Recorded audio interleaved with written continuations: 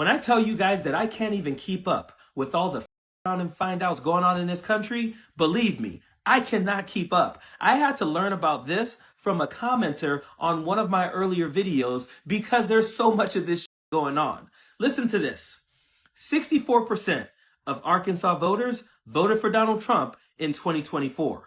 77% of Arkansas farmers supported Donald Trump in 2024. And guess what's happening right now? Arkansas farmers are struggling because of Donald Trump's tariffs. And they don't want to raise themselves up by the bootstraps to take care of these issues. No, you know what they want? They want government handouts. They want welfare. The people who support the party who is against government handouts, who's against welfare, who wants you to raise yourselves up by the bootstraps when you have any type of problem, those people are saying, we want welfare. Where's our welfare? If we don't get welfare, many of us are going to have to apply for bankruptcy. All types of issues going on in Arkansas with their farmers because of the guy they supported. They're getting exactly what they voted for, and they want us to give a damn. I don't. Evening to you. We begin tonight with hundreds of struggling Arkansas farmers pleading for emergency federal funding amid a farm economy crisis. Channel 7's Andrew Mobley attended a meeting between farmers and federal officials earlier today in Brookland in northeast Arkansas and has more tonight. Andrew. Almost everything that could go wrong for Arkansas farmers did go wrong this year. And it's so bad that many are facing bankruptcy or even the closure of farms that have been passed down for generations. A dismal global market and plunging commodity prices mean there's little to no hope of breaking even for many farmers, even as sky-high input costs rise because of inflation and now tariffs. Not to mention bad weather earlier in the year. What inflation? Donald Trump told me he solved inflation. He said inflation was bad under Joe Biden, but he solved inflation. So what are they talking about? And tariffs? What tariffs? Not the tariffs that brought in $8 trillion of revenue. Can't be talking about those tariffs. I know those tariffs aren't causing problems for farmers because Donald Trump told us tariffs were going to make us all rich. So what the are they talking about? This time last year, the rice price was about 40% higher than it is now. The inputs costs have gone up. So after a horrible year last year, where most farmers in Arkansas Delta lost money, this year's going to be worse. Though President Trump's big, beautiful bill provided a much-needed update to safety net subsidies for farmers, they won't see those federal dollars until late next year, by which time some have projected that as many as 1/4 or even 1/3 of Arkansas farmers will face bankruptcy or be forced to leave the business amid the crisis the American ag economy is currently in. It's already taken its toll this year. I'm a sixth-generation farmer from Newport, and we made a decision to go out this year in the spring. So my son will not be the seventh generation on our farm. So her family are 6 generations of farmers, and she's saying that her sons will not be a 7th generation of farmers, all because of Donald Trump's policies. And here's the thing. There are already subsidies in place that these people are supposed to get in December of 2026. But that's not soon enough for them. They need their welfare right now. And I'm wondering why they haven't gotten it, because Donald Trump told me that we have $8 trillion in new revenue from tariffs. It should be easy to give them subsidies, pay off everyone's student loans, give people free housing, free food, and still have like $7 trillion left over. I'm wondering how these people are struggling so much when Donald Trump keeps telling us we are in the golden age of America and the economy is booming. And if you think this lady's family not being 7th generation farmers is bad enough, wait until you hear what this.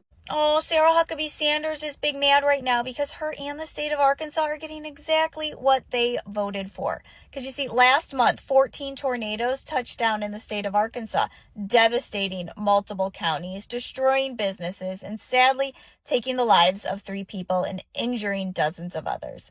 But you see, the state of Arkansas also voted for an administration that wanted to leave disaster relief up to the states.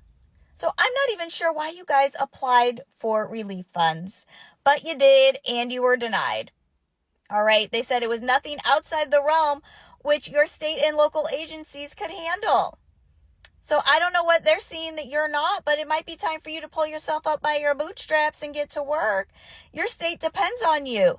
You're the one who led the way, telling them that this administration was going to be great for your state and your country. I don't know. I voted for federal relief fund, okay, because I don't want your state to suffer. But hey, you voted for hate, and those 15 people can't play field hockey now. So I guess it was worth it in the long run. Good luck. Something, you point them out to me. People who already couldn't afford fresh vegetables, who couldn't already afford to put good food on their plate, are the ones that are really going to be hurt by this. Did you ever think when you voted for President Trump that things were going to cost you more and you're going to lose money? I never thought I was going to lose this much money this fast. Jim is a Republican who voted for Donald Trump 3 times. How do you feel about your vote for Donald Trump now? Well, I feel like perhaps I should have considered some other options. Among other things, Jim imports packaging supplies for his honey, so he's paying real close attention to the tariffs Trump just put in place. We just bought our year's supply of bottles from Taiwan and our year's supply of corks from Portugal about 3 weeks ago. So that would have been, another $5,000 or $6,000 out of my pocket. Which is partly why he's repairing instead of replacing this 40-year-old forklift. The cost of equipment has just gone through the roof to buy anything like that because it just would be cost prohibitive. He's also holding off on improvements around the farm. Well, we're not going to hire any more people, that's for sure. It's more than just the tariffs. For the past 2 years, Jim has been selling honey to the federal government, which then provides it to schools and food banks. But after Donald Trump took office, the USDA cut those programs suddenly as part of the federal government's effort to streamline spending. For a lot of other local farmers around here, it was a major source of reliable revenue. For me, it's going to cost me around $150,000 a year. $150,000? Yeah, roughly 50% of my revenue. That's a huge hit. That's a massive hit. Farmers from across Arkansas are coming out and stating that they are not happy because they are getting ready to lose their farms. And now they're out there asking their Republican representatives for help. They said that they need something done because they can't even afford their farm equipment anymore. Many of the farmers spoke up at the meeting and said that they need help and they need it now. And if they don't get it now, they are about to lose their farm. And they're saying almost 30% of farmers are about to lose their farm. One of the farmers, who's in their 39th season, stated that they've never seen it so bad. And they are saying that they need their exports back. And that is why they are failing. Now, who decided to throw a bunch of tariffs onto their exports and get people to say they're not purchasing from the United States? Arkansas, you voted for this. You voted for this so greatly that it's incredible of where you were in 2000 in comparison to 2024. So the people who say no handouts just lined up for a handout. Now tell me why farmers in Arkansas are standing outside with their hands out again, begging Uncle Sam for money. See, when it's regular people struggling, rent too high, groceries too ridiculous, can't afford health care, the answer is always from these people: stop complaining, stop asking for handouts, and pull yourself up by your bootstrap. Farmers in Arkansas are crying out to the feds for stimulus money like it's open mic night. And look, I get it, because times are hard everywhere. When you plant your crops, raise your cattle, take on the risks of farming, wasn't that a personal business decision? So why is it on me and you to make sure that that decision keeps paying out? Because see, when you and I make bad decisions, government doesn't cut us a check to make it right for us. Now, let's connect the dots here a little bit. These are the same people voting for the same politicians who say government is the problem. Yet as soon as the tractors stop running and their profits dry up, government magically turns into a solution for them. Ain't that funny and ironic? The question is, do we owe farmers any help? Or do they need to practice what they preach? Figure it out. Tighten that belt.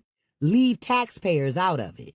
Because last I checked, it's really not our problem to fix somebody else's gamble. It has to be done, and it's not just here. It's everywhere. Farmers are making a cry for help before it's too late.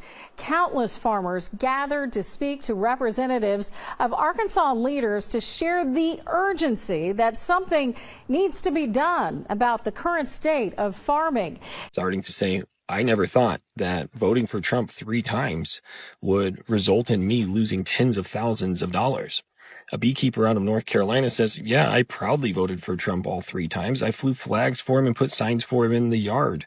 But now I'm out tens of thousands of dollars due to lost federal funding and tariffs, so I cannot export my products, my honey and my wax, to other countries like I could before, and nobody's buying it in the United States. Hay producers in Idaho and Utah that export alfalfa hay to China are now seeing 135% tariffs put on their product, and all of a sudden, they don't have anywhere to ship it.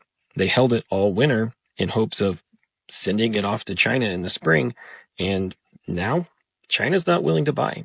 Soybean producers are once again being hit harder than they were in the first Trump administration, and China, for its part, has diversified where it pulls these products from, with Brazil becoming the #1 soybean exporter and other countries picking up the slack for honey, for beeswax, and for hay around the world.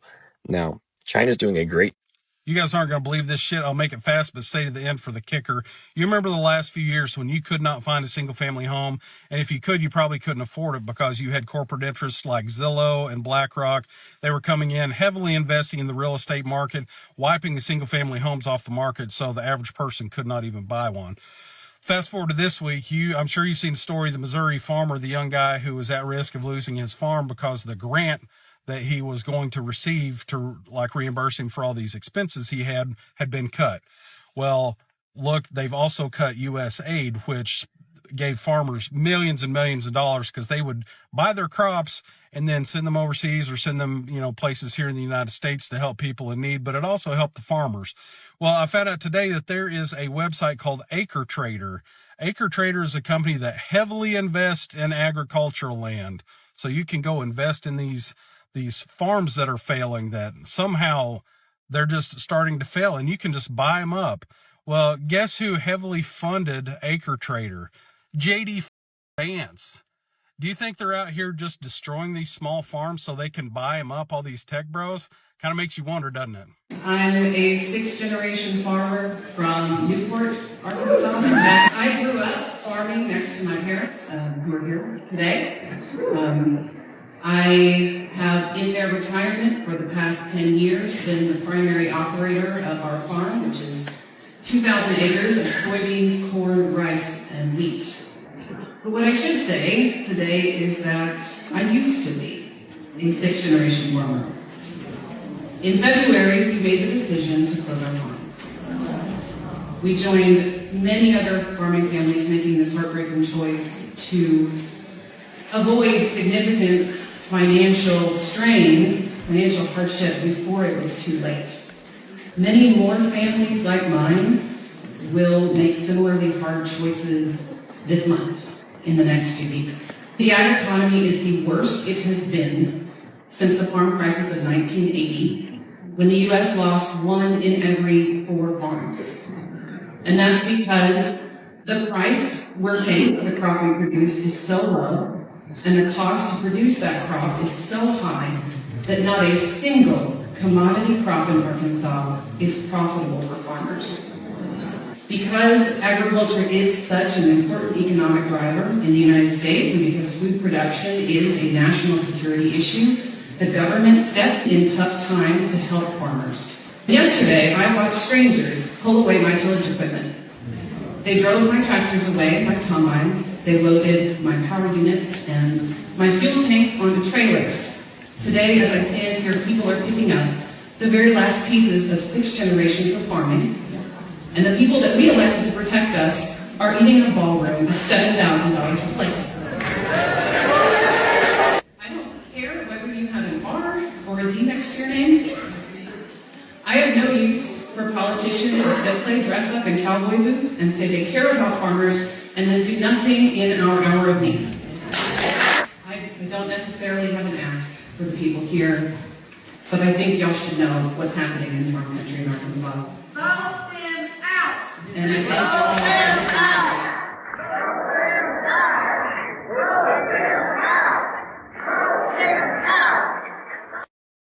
Good morning. What do they say? Racism is expensive. Over 30% of the farmers in this country, if they don't do something, it has to be done. And it's not just here, it's everywhere. Farmers are making a cry for help before it's too late. Countless farmers gathered to speak to representatives of Arkansas leaders to share the urgency that something needs to be done about the current state of farming. Jake Tester was at the meeting and now joins us in the studio with more. Jake. Many farmers spoke up at the meeting, and the message was straightforward. They need help, and they need it now. Mr. Trump, he looked at me, sir, and he said, I love you. Mr. Trump, I need to see the fruit of your love. Farmers in crisis align way out the door of the Woods Chapel Baptist Church in Brooklyn as hundreds of farmers from not only Northeast Arkansas, but from across the state came to voice their concerns about the current state of farming. Representatives from U.S. Congressman Rick Crawford, U.S. Senator Tom Cotton, and U.S. Senator John Boozman's offices were in attendance to hear those concerns. Among those farmers in attendance was a farmer in Woodruff County, Chris King. He told me this was his 39th harvest, and he has never seen it as bad as this. And I've never been as worried as I am now about whether or not my kids and grandkids will be able to carry on. For King, the main problem starts with the fact that they can't sell for profit. I just would like to see somebody help us get our markets back. We need our exports, and we just need to be paid for what we do. And that's not happening. And we're in real trouble. But that is not the only issue. King's wife, Melissa King, and farmer in Biggers, Arkansas, Scott Brown, said they are struggling to afford the cost that is needed just to take care of the farm. The prices that we're getting now are prices like they were when we were children, and what it costs for us to farm is astronomical now. I mean, the price of a combine when we were kids was, in the 20,000s, and now it's 100,000. I farm 800 acres by myself. I can't afford any help. I farm with paid for equipment. All my tractors are 50 years old, and I can't hardly make this deal work. How's the guys farming 5 and 10,000 with 20 hands and $1 million combines and $1 million drills going to make it work? But for Brown, there's something that rounds out all the issues that they are facing, the tariffs. I think the tariffs are the ice cream on the cake of a perfect storm. When you try to sell a product, okay, U.S. soybeans leaving New Orleans without the tariff to China are cheaper than Brazilian soybeans at the current market. But when you put the tariff on top of them, Brazilian beans are cheaper. So how can this be fixed? In the short term, they have no choice but to mail us a check. I don't know a farmer that likes the check program. Nobody wants to take taxpayer dollars, and nobody wants to go broke. Nobody wants to lose everything. Long term, we have to have options, markets, and places to sell our product. Guarantee you they not getting no bailout. They showed us, didn't it? There are all these right-wing pundits and politicians that are climate change deniers, and they'll say things like, environmental advocates, they really just are overstating that the climate science is a smoking gun on, the effect of greenhouse gases or whatever. It's really not as bad as the advocates are making it seem. And then when Trump issues an executive order trying to get rid of a 2009 executive order regulating greenhouse gases, the response was to put together a report that trumps up the science, that cherry picks science to make it look like global warming isn't real, and radio silence from the people who are talking about how environmental advocates were overstating what the science says. But when we cherry pick the science, and the scientists, by the way, that were cherry picked have spoken out and been like, that's not what my research said. No. So it's okay for the guys on your team to just make shit up and submit non-peer reviewed science in order to effectuate policy. But the peer-reviewed science that shows a consensus that there is human-caused global warming, That's the problem? I want an administration that uses policy, that creates policy based on science, not creates science to justify bad policy. Call me crazy. So it looks like Arkansas farmers are in the find out phase of the fuck around and find out part. Going to lose 25 or 30% of the farmers in this country if they don't do something. It has to be done, and it's not just here. It's everywhere. Because farmers from all over the state of Arkansas came together to have a town hall meeting with some representatives from the government, explaining their struggles and what they might need to help them. And just as a friendly reminder, during the 2024 election, the state of Arkansas went 64.2% towards President Orange Man. But let's continue with the rest of this clip because it seems like one farmer might be having a realization as to what may be causing all of these issues. For Brown, there's something that rounds out all the issues that they are facing, the tariffs. I think the tariffs are the ice cream on the cake of a perfect storm.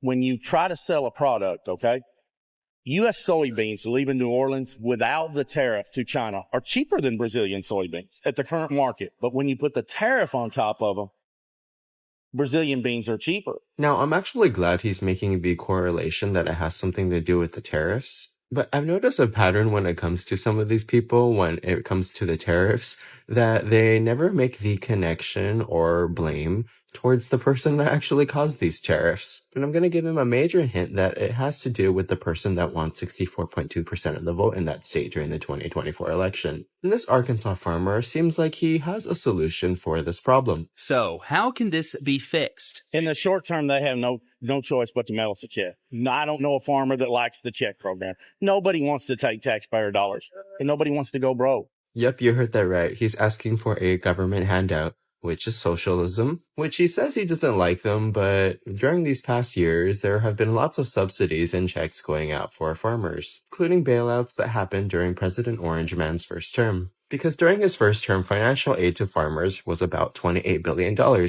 costing more than Navy shipbuilding, the nuclear forces, NASA, and even children's health insurance. So yeah, you guys do love to receive bailouts and handouts. All the while, you guys tell other people who need financial aid, such as single mothers with kids who need food stamps, that they should pull themselves up by the bootstraps, but for some reason you guys don't like doing it yourselves. And this is just another episode in the saga of Fuck Around and Find Out. I don't even know what episode number we're on, but yeah.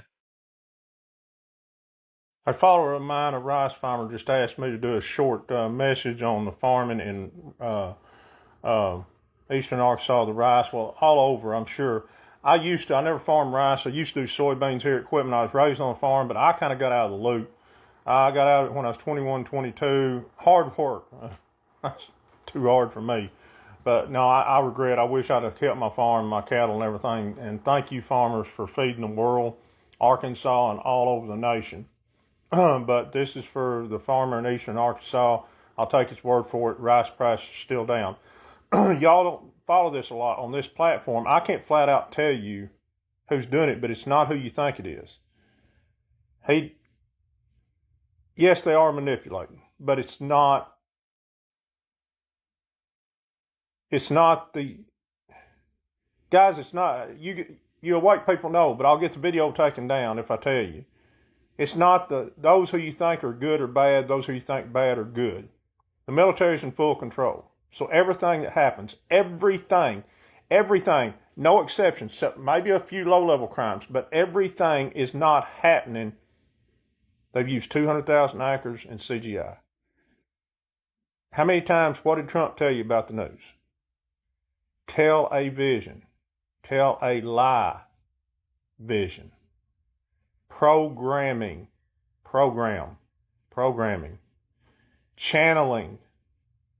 Holly is a witch's wood. Hollywood. You are under a spell if you are still believing that TV, even though a lot of truth's coming out now. The military has been in full control 10 years. And these people you see on TV, the elites and everything, it's not them. They're already gone. The YMCA, Gitmo started as a YMCA. I'm trying to think how I can say this without this getting taken down. It's the military doing these up and downs. All the people in D.C. are No, let's not say that. It's not what you think, guys. I'm sorry. See, y'all that don't know code get mad at me. Well, why don't you just say it? Well, this video would be taken down like that, and it still might. I'm sorry about the prices, but Lucy's getting jealous. But guys, there's nothing we can do about it. I told everybody if we didn't throw a fit in 2024 and tell the military to stop this kabuki theater, it would go on forever. And here we are a year later. I don't know. I hope it ends. But they have got us so disorganized and divided right now. They're going to use this kabuki theater as long as they want. And this won't quit until they do. Trump, I can't even say what that stands for.